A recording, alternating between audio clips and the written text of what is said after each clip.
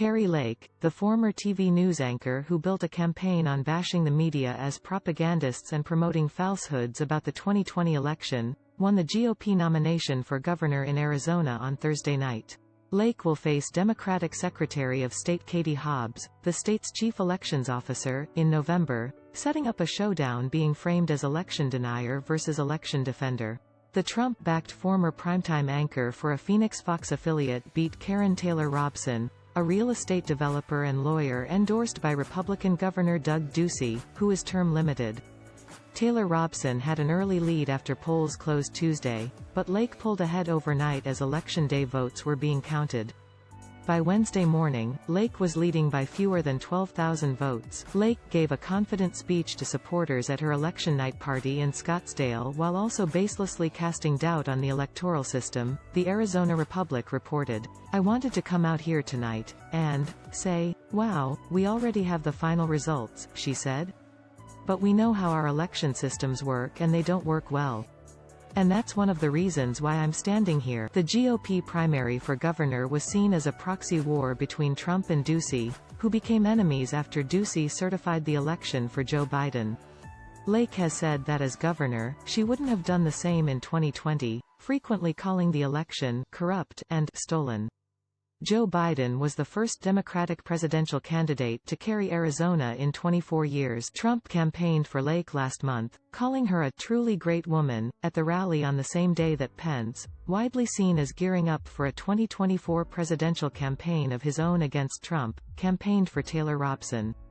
A minor celebrity in Arizona's largest media market, Lake enjoyed a steep early polling lead, but the race tightened after Ducey's endorsement.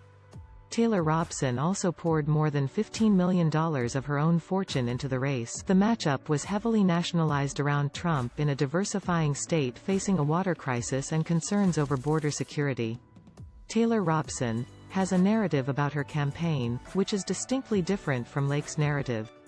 The only thing Lake talks about is stolen election and Trump and immigration. Karen has a more nuanced narrative and expresses a more confident attitude about governing that you would expect Republican voters to respond to, GOP strategist Chuck Coughlin told HuffPost before the primary. But how high is the fever of Trumpism still in the Republican Party? That's a risk. This is Lake's first run for political office after a 3-decade career as a TV news anchor. After what former co-workers described to HuffPost as several rocky years that roughly lined up with Trump's presidency, when she began using far-right social media platforms Parler and Gab, Lake left the station in 2021 and launched her campaign for governor not long after. Before swinging hard to the right, Lake was a supporter of Barack Obama and reportedly shared a "Not My President" meme about Trump before his inauguration. Since leaving the media, Lake has called the people in her former profession corrupt and rotten, and said that some journalists deserve to be locked up.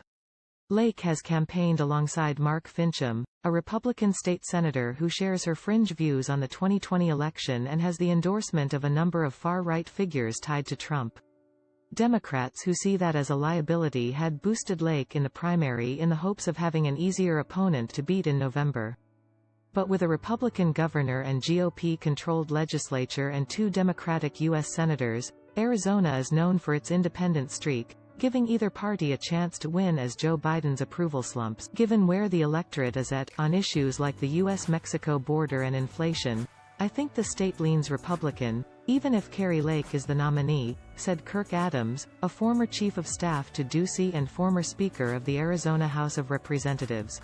For those Democrats or progressives hoping for a Lake nomination, be careful what you wish for, because you could end up with Governor Lake, he said. This article originally appeared on HuffPost and has been updated.